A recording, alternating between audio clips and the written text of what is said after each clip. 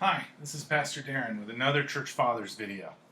Today we're going to talk about one of the most important figures of early Christianity and in the formation of our theology as well as our systems and practices and pretty much everything we know as modern Christianity.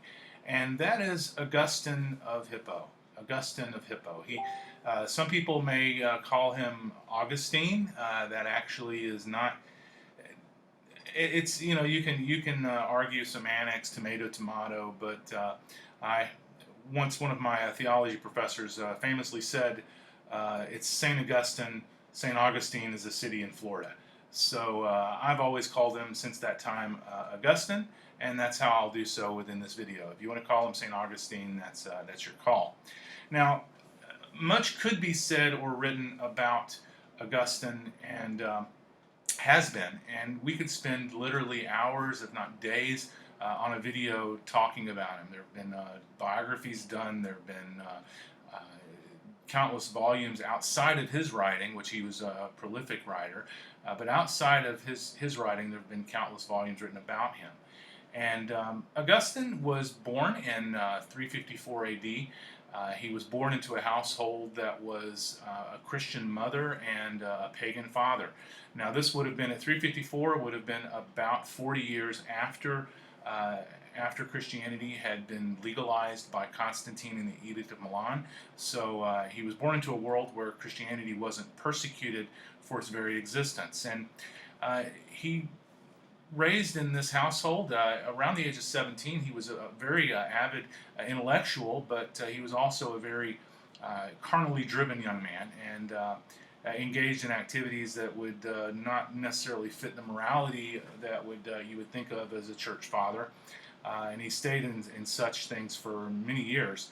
But around the age of 17 or so, he converted from Christianity to a religion called Manichaeism. And as a Manichaean, that religion was one that would have viewed Christianity as having valid points. Also looked at Zoroastrianism and other early religions as having some truths, but being incomplete. And it was really more of their teachings were kind of a good versus evil, self-weighted morality, light, dark, symmetry type religion. It was very philosophical in nature, which fit Augustine, and it kind of hung around for a while. It finally died out in southern China in the 14th century, but it's a dead religion today. He moved from Manichaeism into Neoplatonism, which is both a philosophical system and a religion. Now, the Neoplatonics would have viewed the world as an extension, or the universe as an extension of some divine force, and they have the emanations, all lesser beings and gods and deities, including those of Christianity or of the Greek religions. All of those, emanate from this divine essence, and very philosophical, very, for lack of a better word, hazy. Where there's not a lot you can know. You had within that religion, you have a hierarchy where you have this thing called the One. That's kind of the energy, or the prime God. You've got hypercosmic gods that are those that make the essence and the lives and the soul. And then the demiurge was the creator of all matter in the universe. You had the cosmic gods. Those would have been more like Zeus and Athena and those from classical religions. Probably the one thing that Augustine took from Neoplatonism that hung around in his Christian teachings was his position on evil. Augustine is the one who describes evil as not as being a tangible reality, but as a privation of good. That is to say that evil is an absence of God. And that is a very Neoplatonic teaching, that things are good insofar as they exist. They're evil only insofar as they are imperfect, lacking some good that they should otherwise have. So in Neoplatonism, there would have been kind of a universality of good, and that which is bad or evil is a lack of enough goodness. And some of that did move with Augustine over into his Christian teachings. But Christian converted eventually back to Christianity, and he's recognized as a doctor of the church. He's a saint in the Eastern and Western Catholic churches. He is recognized as being a patron saint of brewers, printers, and theologians.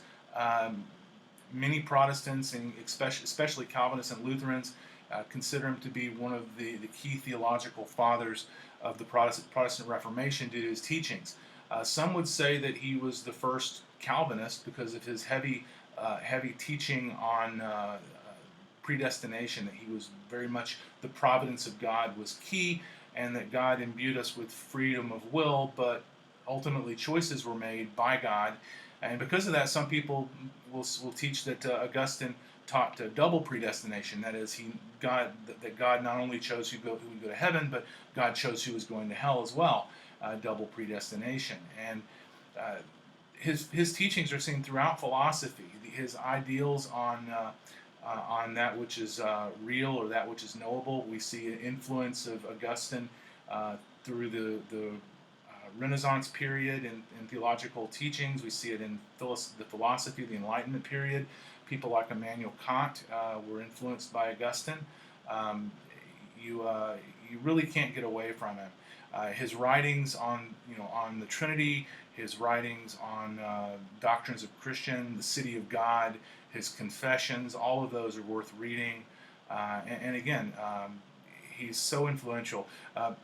Martin Luther himself was a member of a group called the Order of Augustinian Eremites, and he's